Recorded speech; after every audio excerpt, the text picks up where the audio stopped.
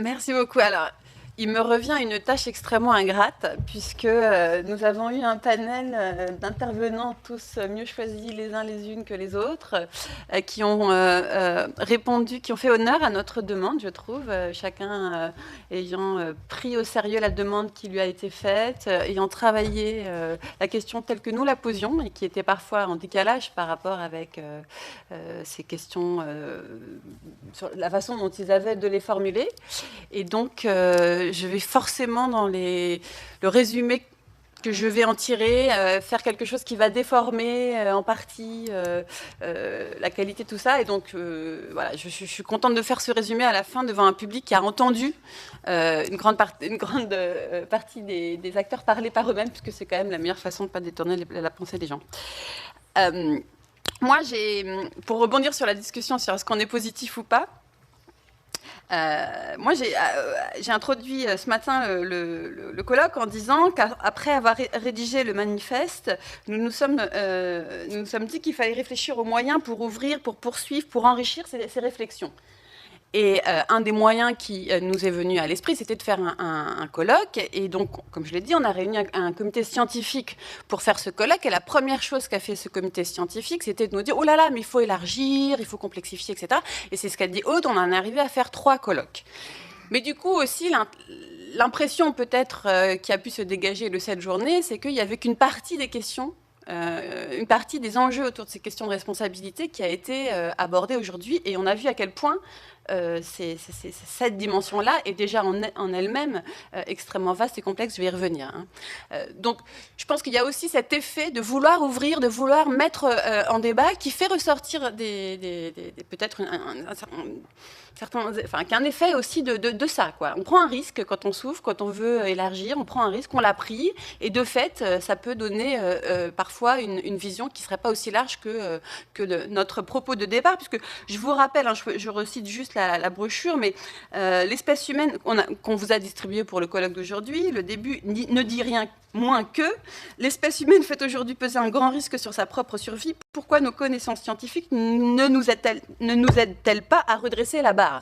C'est sûr que nos discussions d'aujourd'hui paraissent certainement parcellaires par rapport à cette ambition de départ. Mais encore une fois, c'est le risque qu'on a pris, et je crois qu'une des conclusions, c'est qu'il faut poursuivre et que ces autres dimensions sont extrêmement importantes à travailler. Donc aujourd'hui, j'ai commencé à le dire, les intervenants qui ont répondu avec un tel engagement à nos sollicitations ont encore élargi le problème tel que nous l'avions déjà discuté, complexifié les choses telles que nous les avions déjà discutées au sein du comité scientifique. Mais je voudrais commencer, et je terminerai aussi par des aspects positifs. Je pense, premièrement, qu'on a reçu aujourd'hui des raisons peut-être supplémentaires, des bonnes raisons pour continuer à poursuivre ce chemin, cette réflexion que nous avons entamée avec ce manifeste.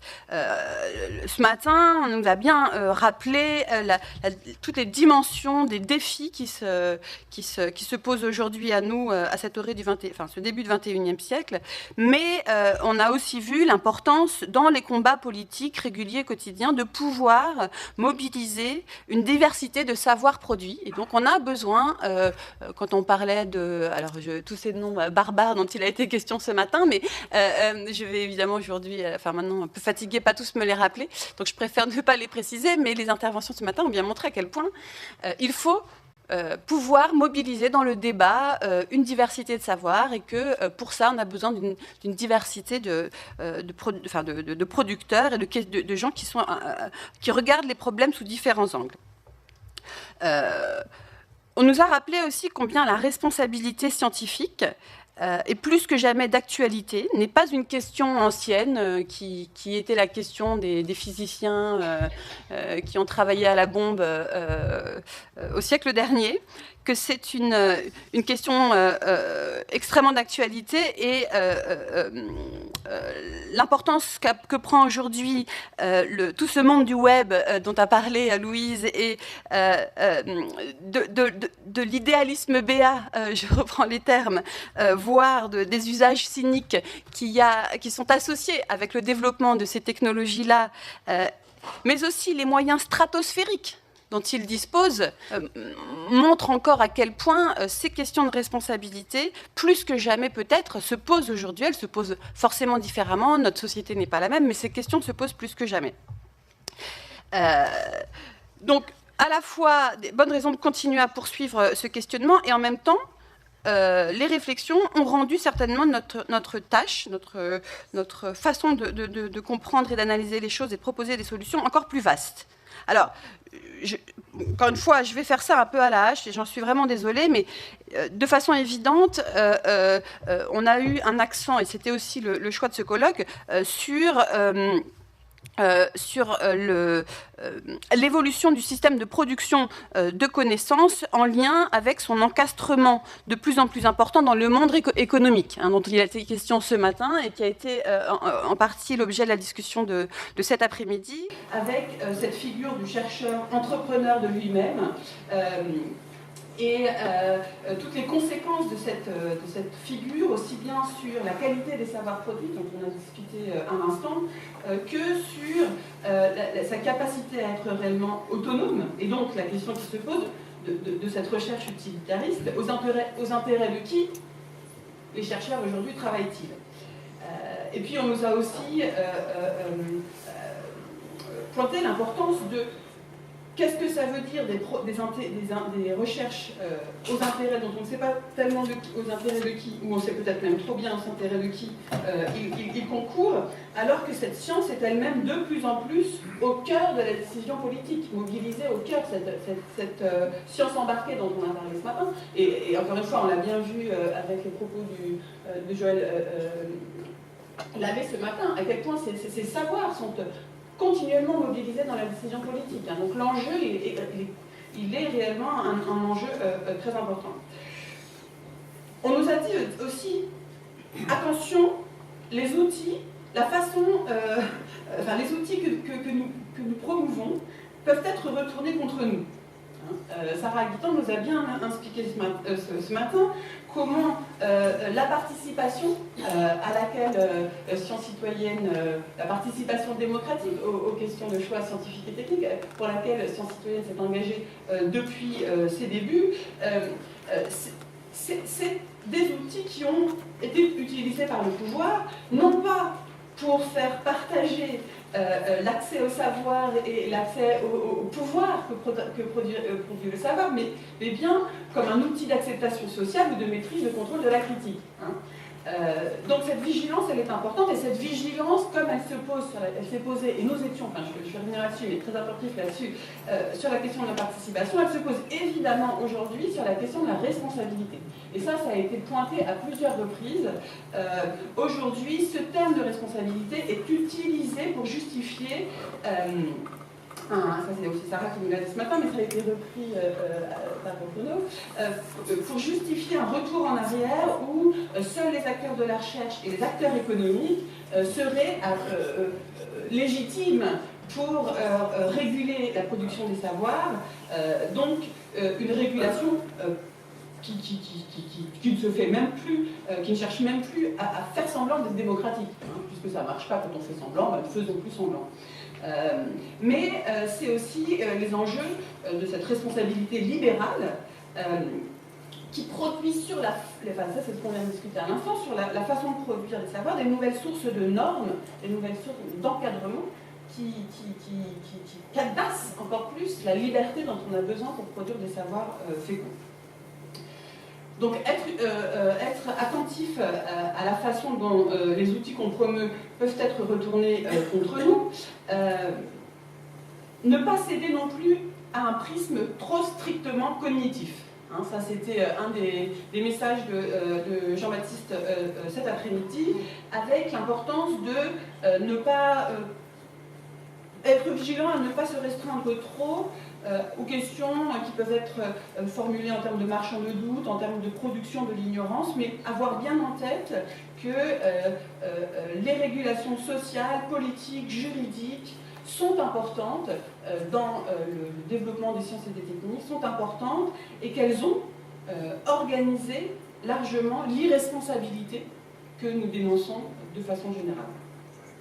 Donc finalement, les questions, et ça on l'a dit un peu à l'instant, sont encore plus politiques que ce que nous disions. Nous avons le parti pris de dire qu'il faut faire entrer les sciences en démocratie et donc que les sciences sont politiques. Les questions de sciences sont des questions politiques, mais finalement, peut-être faut-il encore plus considérer. Voilà,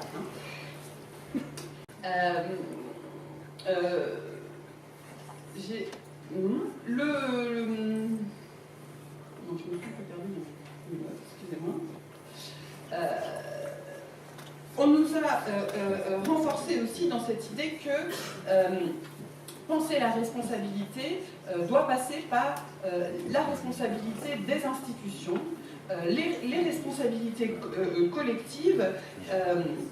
C'est le choix que nous avons fait délibérément pour ce colloque, mais les éléments qui nous ont été apportés viennent, et notamment sur cette question des usages de la responsabilité libérale, à quel point penser cette responsabilité au niveau des institutions, c'est aussi penser les enjeux de responsabilité collective, et pas strictement individuelle. Et donc c'est être conscient de la responsabilité individuelle en la pensant dans les logiques de responsabilité collective. Donc, affiner nos analyses, un autre point qui apparaît particulièrement important, c'est qu'il nous faut encore continuer à ouvrir nos prismes de réflexion et penser les responsabilités des sciences dans la diversité mondiale. Florence nous a engagés à penser encore plus largement, ne pas penser qu'Europe, ne pas penser que Nord, mais penser de façon beaucoup plus polycentrée la façon dont ces questions se posent dans leur diversité, puisque c'est quand même la production, la recherche est quelque chose qui est à la fois fortement structuré nationalement et en même temps qui circule énormément, et donc les enjeux, il faut aussi les penser dans leur circulation, en allant, et c'était là tout la richesse aussi, c'est à la fois d'intégrer cette dimension de polycentre et en même temps d'aller à chaque fois au cœur des pratiques scientifiques, hein, être partout et en même temps dans le détail. Dans le détail qui n'est en fait pas un détail, justement, puisque autour des questions de publication notamment, se jouent des soucis très importants de commun de la connaissance, et que ces dimensions-là doivent aussi bien entrer dans nos réflexions. Ouvrir enfin le périmètre des savoirs que l'on interroge quand on interroge ces productions de savoir pour un monde plus responsable demain. Le deuxième point, à mon sens, c'est qu'on nous engage à être attentifs aux logiques dans leur complexité. L'intervention de Francis après celle de Jean-Baptiste cet après-midi a commencé en disant, certes, il y a eu beaucoup de défaites face aux technosciences, mais il y a aussi eu des victoires. Et que c'est important de penser ces victoires, c'est important de penser comment on a pu obtenir des victoires, et donc de penser la trajectoire des développements et des enjeux des sciences et des techniques dans leur complexité, en étant vigilant à toutes ces complexités. Et cet appel à la vigilance, c'est un appel, je pense, qu'il faut entendre dans toutes ces dimensions, et moi, j'ai la prétention peut-être de croire que c'est un souci qui est fondateur à Sciences Citoyennes. Et mais je ne dis pas ça pour nous envoyer des fleurs, je dis parce que c'est un souci, mais c'est aussi un engagement. C'est compliqué d'être vigilant. Ça veut dire qu'on ne peut pas se satisfaire de faire paraître un manifeste.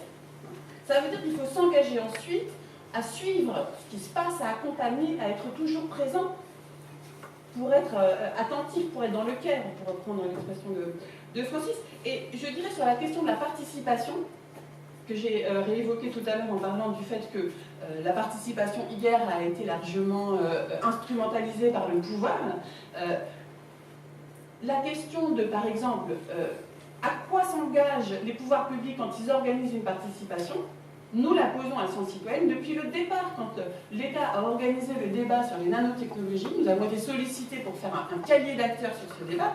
Or, nous avions bien constaté qu'au même moment, le débat était ouvert sur la pertinence des nanotechnologies à grand renfort de médiatisation, etc. L'État avait décidé de toute façon d'engager déjà des millions d'euros dans les nanotechnologies. Et donc notre contribution au débat avait été de nous dire de dire mais vous vous moquez de nous, ce n'est pas du débat, vous ne pouvez pas ouvrir le débat et en même temps annoncer que les financements sont déjà décidés. Hein, donc ça c'était, je ne sais plus en quelle année c'était Claudia, mais enfin, voilà, ça remonte quoi. Donc je veux dire cette question du suivi, hein, il ne suffit pas de proposer, il faut proposer en étant attentif aux détails, et aujourd'hui sur les conventions de citoyens on dit la même chose, on dit il faut être attentif aux détails, aux conditions, il faut faire du suivi. Et donc, cet appel, je crois qu'il faut vraiment le continuer à l'entendre. Mais c'est aussi un enjeu collectif, hein, parce que c'est compliqué, c'est beaucoup plus lourd. Je le disais, un simple manifeste ne suffit pas. Alors que faire, hein? Quelles sont les solutions? Quelle est je ne sais plus quelle est l'expression qu'il avait Louise, le mode d'emploi pour résister? Bon, évidemment, on est un peu dans le... voilà, c'est ouvert. Hein, en tout cas, il faut nous engager à continuer ce souci, à faire vivre ce souci, ce souci des idées que l'on a, de cet accompagnement dans leur complexité, à expérimenter, inventer des micro-mondes, disait Francis, à fédérer les causes, parce qu'effectivement, aujourd'hui, comme hier, il y a des effets d'émergence qui peuvent arriver dans les formes de fédération et qu'il ne faut pas, sous prétexte qu'elles seraient trop générales parfois, il faut savoir aussi se servir de ces situations quand elles émergent. Investir les lieux de régulation, a dit Francis Chateau-Renaud, Joseph disait rentrer, que les chercheurs sortent de leur laboratoire pour aller au contact de la société, discuter, se frapper de politique, enfin, tout ça, ça a été répété. Voilà, ça, il faut encore le dire, mais il faut aussi réfléchir aux moyens qu'on peut mettre en place collectivement pour faciliter, c'est pas toujours évident, de se retrouver minoritaire dans un organe de régulation. J'en ai fait l'expérience et nombreux ici, certainement aussi, c'est dur, voilà. Et donc, assumer cette part de responsabilité-là de façon isolée, seule, c'est dur. Quand on le fait en réseau, en partageant, en sachant régulièrement pourquoi on le fait, c'est moins dur. Ça reste dur, mais c'est moins dur. S'engager à être là, je crois que finalement, c'est pas si négatif que ça, les messages que les uns et les autres ont portés aujourd'hui. Et par contre, je crois que le chantier reste ouvert, la complexification des problèmes a été posée. Continuons, je dirais, et continuons à réfléchir aussi, puisque, encore une fois, la réflexion a été construite sur 3 temps, et qu'il paraît dommage de ne marcher que sur un pied.